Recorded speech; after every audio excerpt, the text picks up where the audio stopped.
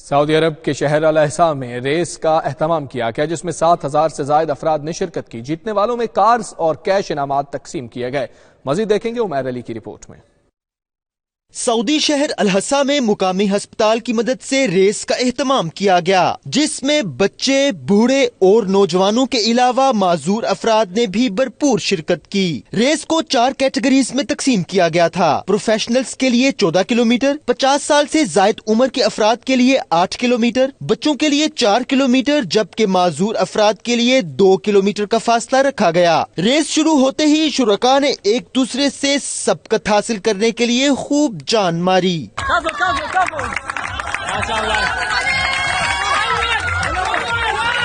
Race کے اختتام پر جیتنے والے افراد میں کاریں اور ہزاروں ریال کے کیش انعامات تقسیم کیے گئے۔ ہسپتال انتظامیہ کا کہنا تھا کہ ہمارا مقصد تھا کہ ملکی و غیر ملکی افراد میں صبح کی سیر کی اہمیت کو اجاگر کیا جائے تاکہ لوگ موٹاپے، شوگر اور دیگر بیماریوں سے اپنا بچاؤ کر سکیں۔